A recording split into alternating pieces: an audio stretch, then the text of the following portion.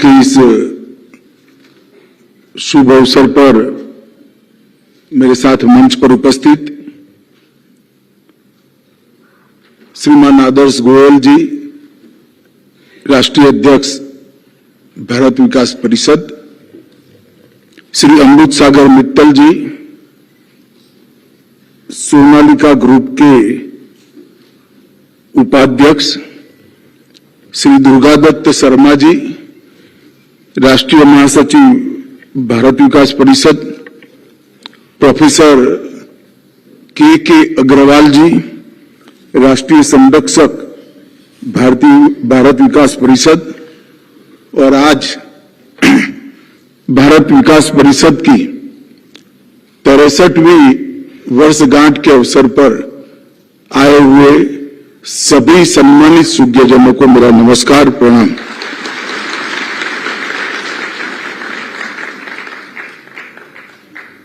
काफी लेट चल रहे हैं हम, मेरे सामने बड़े बड़े लोग बैठे हैं, सबका कुछ न कुछ समय निश्चित होगा, परंतु मैं बहुत कम समय में मेरे मन के भाव आप लोगों के बीच में रखने का प्रयास करूंगा। भारत विकास परिषद इसका 63वां स्थापना दिन एक मायने में भारत का विकास भारत के दृष्टिकोण से चाहने वाले लोगों के लिए बहुत बड़ा दिन है। कोई भी संस्था 63 साल तक चलती है और निर्विवाद चलती है तो वो अपने आप में एक बहुत बड़ी बात होती है, मगर सेवा का काम करने वाली संस्था, सज्जन शक्ति का संगठन करने वाली संस्था जब 63 साल चलती है तो इसके पीछे काफी तपस्वियों का तप होता है, तभी जाकर चलती है। और व्यक्ति के जीवन में 63 साल एक पड़ाव होता है। लोग ऐसा कहते हैं कि अब काफी समय हो गया, परंतु संस्था के जीवन में 63 साल जो अच्छी संस्था होती है, अच्छे से काम करती है, संगठित स्वरूप से काम करती है, उसके लिए युवा अवस्था होती है। तो मैं निश्चित रूप से देख रहा हूं कि जब भारत की शताब्दी मनाई जाएगी स्वतंत्रता की, तब भारत विकास परिषद और उत्साह के साथ भारत के विकास में अपना योगदान देती रहेगी। विवेकानंद जी को,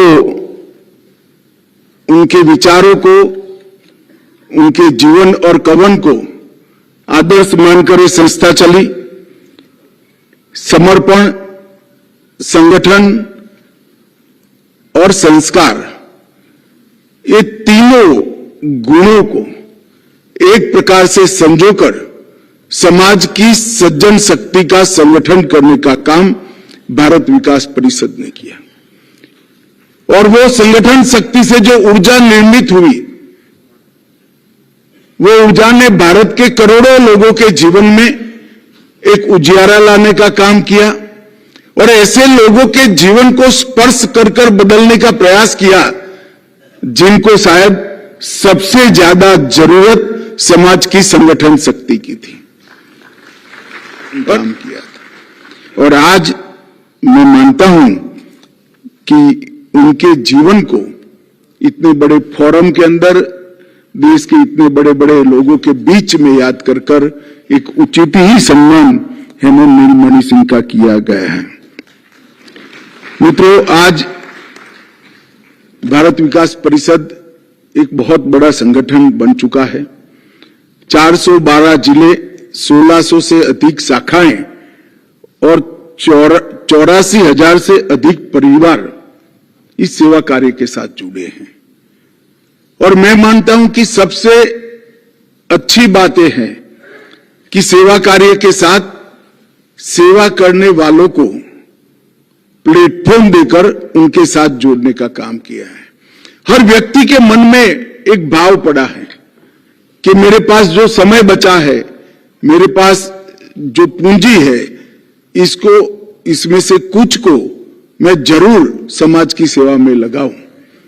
मगर इस तरह के संगठन अब लुप्त होते जा रहे हैं, जो ये भाव को परिशुद्ध रखते हुए अपने काम को आकार देते हैं। और भारत विकास परिषद एक ऐसा संगठन है जिन्होंने सेवा और संस्कार दोनों भाव को परिशुद्ध रखते हुए एक अच्छा प्लेटफॉर्म समाज की सेवा करने वालों को दिया है। भारत विकास परिषद के कार्यकर्ता आपदा में कभी राहत का हाथ बनकर आगे आते हैं, रोगियों के लिए कई सारे रोगों में सहायता के साथ रक्तदान शिविर चलाते हैं, गांव-गांव में संस्कार शिविर का आयोजन होता है और कई पाठशालाओं में भी संस्कार का दीप जलाने का काम भारत विकास परिषद ने किया है। मित्रों, आज जब मैं आया हूं तब मोदी जी ने हमारे देश के सामने 2047 में पूर्ण विकसित राष्ट्र और एक ऐसा राष्ट्र जो हर क्षेत्र के अंदर पूरे विश्व में सर्वप्रथम हो, ऐसा राष्ट्र, ऐसा महान भारत बनाने का संकल्पना हम सबके सामने रखा है। इसमें कल्पना भी है, संकल्प भी है और संकल्प को सिद्ध करने की कार्य योजना भी है। उन्होंने 5 बिंदु सबके सामने रखे। विकसित भारत का लक्ष्य, गुलामी के हर अंश से मुक्ति, अपनी विरासत पर गर्व, एकता और एकजुटता का भाव और नागरिकों में कर्तव्य की भावना का निर्माण। और मैं जब बारीकी से देख रहा था तो भारत विकास परिषद बहुत लंबे समय से ये 5 काम एक मूक सेवक की भांति कर रही है।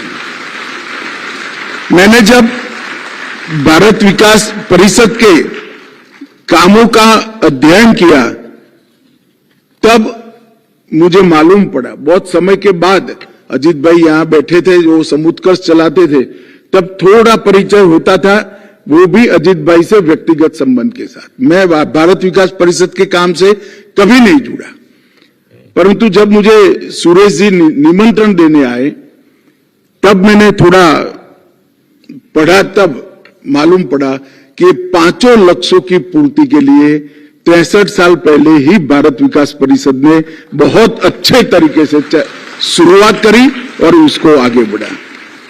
और मैं मानता हूं कि ये 11 साल जब भी देश के इतिहास में परिवर्तन की चर्चा होगी, मोदी जी के प्रधानमंत्री के रूप में 11वां साल है। 11 साल को बहुत अच्छे तरीके से इतिहासकारों ने स्वर्ण अक्षरों से अंकित करना पड़ेगा, क्योंकि ये 11 साल में 55 करोड़ से ज्यादा ऐसे भारतीय परिवार जिनके पास परिवार में एक भी बैंक अकाउंट नहीं था, ऐसे लोगों को बैंक अकाउंट पहुंचाने का काम नरेंद्र मोदी सरकार ने किया। 15 करोड़ घर जहां पर शुद्ध पीने का पानी नहीं था, वहां 15 करोड़ घरों में शुद्ध पीने का पानी पहुंचाने का काम भारतीय जनता पार्टी की नरेंद्र मोदी सरकार ने किया। 12 करोड़ से अधिक घर, वहां शौचालय का निर्माण किया। पहली बार मैं देवरिया में एक मां के घर पर गया, उसने कहा 8वीं पीढ़ी है भैया, मेरे घर में शौचालय आ गया, आज इससे बड़ा कोई मेरे लिए खुशी का दिन नहीं हुआ। जिनके घर में युवा बच्चियां हैं, उनके घर में शौचालय ना हो, उनकी वेदना को हम इस सभागार में बैठकर समझ नहीं सकते हैं। वही समझ सकता है जिसने गरीबी को देखा है और सेवा का संकल्प लिया है। 10 करोड़ से अधिक घरों में चूल्हे निकालकर गैस का सिलेंडर दिया। 4 करोड़ से अधिक लोगों को खुद का घर ही दे दिया और कई सारी मुद्रा योजना की लोन दी, जो करोड़ों की संख्या में दी है, जिसमें 2/3 मातृशक्ति को लोन देकर उनको देश के विकास के साथ जोड़ने का काम किया और लखपति दीदी के माध्यम से आज उनको आगे बढ़ा रहे हैं। सेवा का ये भाव, सेवा का ये संकल्प नरेंद्र मोदी सरकार ने कोई बड़े नारे दिए बगैर चुपचाप 11 साल में एक मुख्य सेवक की भांति ये सरकार ने काम किया है और वो नरेंद्र मोदी जी की, भारतीय जनता पार्टी की सोच के कारण जमीन पर उतरा है। मित्रों, आज मैं यहां पर आया हूं तब एक बात जरूर कहना चाहता हूं। मोदी जी ने कहा कॉलोनियल लेगेसी से मुक्ति पाना, ढेर सारे काम हुए। मैं इतना थोड़ा लेट भी चले, मैं ज्यादा बोलना नहीं चाहता, मगर राजघाट का नाम जब कर्तव्य पथ रखते हैं तो करोड़ों नागरिकों को संविधान ने अपने जो कर्तव्य दिए हैं इसकी याद दिलाते हैं। लोकतंत्र के अंदर डिमांड को ही अपनी राजनीति करने का जरिया बनाने वालों के बीच में कोई व्यक्ति जब कर्तव्य की याद दिलाता है तो संविधान की स्पिरिट जमीन पर उतरती है। एक इंडिया गेट पर जब सुभाष बाबू की मूर्ति लगती है, मैंने कई लोगों के आंख में आंसू वो कार्यक्रम में देखे हैं कि आज ही एक प्रकार से भारत स्वतंत्र हुआ, क्योंकि आज यहां पर सुभाष बाबू की मूर्ति लगी है। नौसेना का चिन्ह अंग्रेज जो छोड़कर गए थे वो ही था, वो चिन्ह को बदलकर, छोटा सा बदलाव, एक चिन्ह ही तो बदला है, मगर अंग्रेज सेना के चिन्ह को बदलकर जब शिवाजी महाराज की नौसेना का चिन्ह इस पर लगता है तो हर भारतीय को गर्व होता है। राष्ट्रीय युद्ध स्मारक का निर्माण, आजादी के बाद शहीद हुए सारे सैनिकों के याद में एक बड़ा युद्ध स्मारक बनाया गया। संसद में सेंगोल की स्थापना और एक परिकल्पना रखी कि भारत किस दिशा में आगे जाना है, भारत को किस दिशा में आगे जाना है।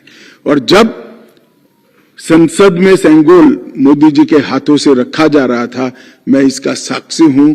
मेरे जैसे करोड़ों भारतीयों के मन में एक याद ताजा हो गई कि जो भारत की कल्पना हमारे मनुष्यों ने की थी, इस रास्ते पर हम आगे निकल चुके हैं। अंडमान निकोबार में अंग्रेजों के नाम से दिए हुए द्वीपों को सुभाष द्वीप और शहीद द्वीप नाम दिया। 21 ऐसे द्वीप जिनको भारत ने, जिनको परमवीर चक्र दिया है, ऐसे सेनानियों के नाम से दिया गया और रेसकोर्स रोड का नाम बदलकर लोक कल्याण मार्ग रखने का काम भी एक प्रकार से बहुत बड़ा परिवर्तन का द्योतक है। मोदी जी ने विरासत और विकास दोनों को एक साथ कोई द्वंद्व के बगैर आगे चला है। कई सारे वामपंथी मित्र पूछते हैं कि राम मंदिर बनाने से देश का क्या भला होगा। मैं समझ रहा हूं भाई, आप नहीं समझ पाओगे क्या भला होगा, परंतु मोदी जी ने राम मंदिर भी बनाया है और 5G लाने का भी काम किया है और डिजिटल पेमेंट व्यवस्था को भी सब्जी वाली बेचने वाली रेकड़ी तक पहुंचाने का काम। काशी, उज्जैन, शारदा पीठ और करतारपुर कॉरिडोर भी बनाया है। तो दूसरी ओर IIM, IIT और एम्स की संख्या भी 3 गुना ज्यादा कर दी है। न्यू एजुकेशन पॉलिसी में मातृभाषा की शिक्षा पर संबल दिया है। तो आर्टिफिशियल इंटेलिजेंस और साइबर सिक्योरिटी के क्षेत्रों में भी आज भारत सबसे आगे निकलने के लिए तैयार है। योग को एक प्रकार से वैश्विक पहचान नरेंद्र मोदी सरकार ने दी है। तो दूसरी ओर ग्रीन हाइड्रोजन, ड्रोन और कई सारी स्पेस की टेक्नोलॉजी को भारत ने आज आत्मसात कर दिया है। हम आजादी का अमृत महोत्सव मनाकर आजादी के वक्त हमारे जो आजादी के आंदोलन के नेतृत्व था उनकी संकल्पना को 140 करोड़ भारतीयों को याद कराते हैं और उसके साथ साथ पीएम गति शक्ति का मास्टर प्लान भी बनाते हैं। हम धारा 370 समाप्त कर कश्मीर को सुनिश्चित रूप से आतंकवाद से मुक्त कराने का काम करते हैं। हम सीएए लाते हैं। हम देश को नक्सलवाद से मुक्त कराने की कगार पर पहुंचे हैं। इसके साथ सहकारिता मंत्रालय शुरू कर छोटे किसान और गांव के गरीब के लिए भी हम काम करने के लिए आगे बढ़ते हैं। और ये समय आ गया है कि विरासत को भूले बगैर विकास के आधार पर आगे बढ़ना और आजादी के समय हमारे सभी स्वतंत्रता सेनानियों की जो कल्पना थी ऐसे भारत का निर्माण करना। और मैं स्पष्ट रूप से मानता हूं सरकारें अकेली सारी समस्याओं का समाधान नहीं कर सकती। जब तक कई सारे सेवा से जुड़े संगठन यही रास्ते पर चले, एक ही रास्ते पर चले, एक ही लक्ष्य की ओर चले, एक ही दिशा में चले। और मुझे बहुत आनंद है कि भारत विकास परिषद ये युग शुरू होने से पहले से ही ये रास्ता पकड़कर इस पर चली है, आज भी चल रही है, आगे भी चलेगी। और जब महान भारत की रचना 2047 में होगी, शायद इस सभागार में से बहुत कम लोग होंगे, परंतु मुझे विश्वास है उस वक्त भी भारत विकास परिषद थके बगैर यही रास्ते पर चलती होगी। आप सभी ने मुझे यहां बुलाया, मेरे हाथों से बहुत बड़े बड़े महानुभावों का सम्मान किया और मेरा भी आप लोगों ने सम्मान किया, इसलिए हृदय से आप लोगों का धन्यवाद करता हूं।